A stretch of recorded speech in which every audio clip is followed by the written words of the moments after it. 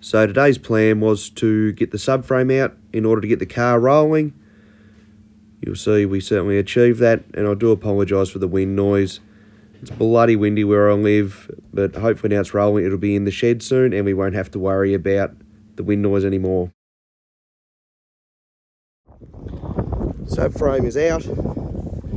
Just noticing a couple of small differences between the factory 7M subframe and the GTE subframe.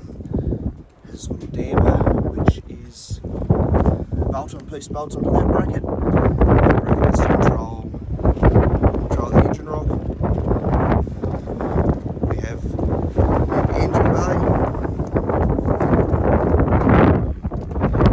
I'm not going to put too much up, that'll come later when I do final put together with the non-Toyota engine. Surprisingly, it's actually in pretty good nick under here considering it's sat in a paddock for 10 years. No major rust, there's a bit of bashing on the seals, but for a car from 1986, it's surprisingly good nick underneath. Get this in, got a replacement caliper coming. There's a one braided line on that. I've still got all the factory rubber lines, that'll be enough until I decide what I'm going to do. Still a little bit of work to do on the brake side of things, have to bolt the master back up, make sure that's all good and not rusted out inside. And then we'll be almost ready to roll and hopefully test some things. Subframe is in. What a bit of a prick to line up just by myself.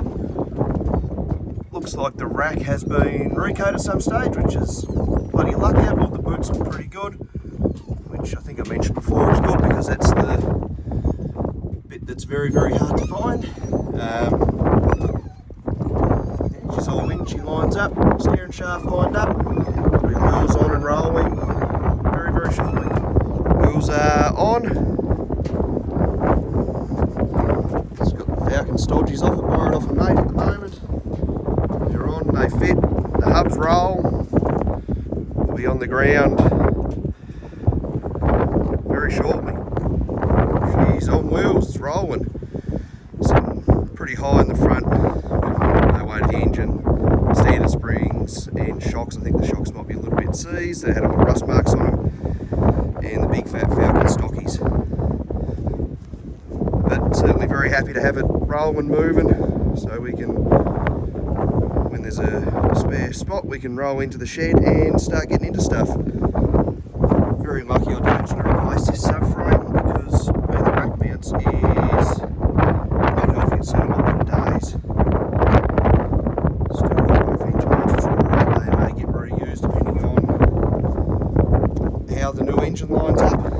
But today's mission is complete. It looks like a car again, albeit a four-wheel drive. But once we get some weight in the front and decide what coilovers I'm going to go for, I'm going to sit in pretty fat and should be underway.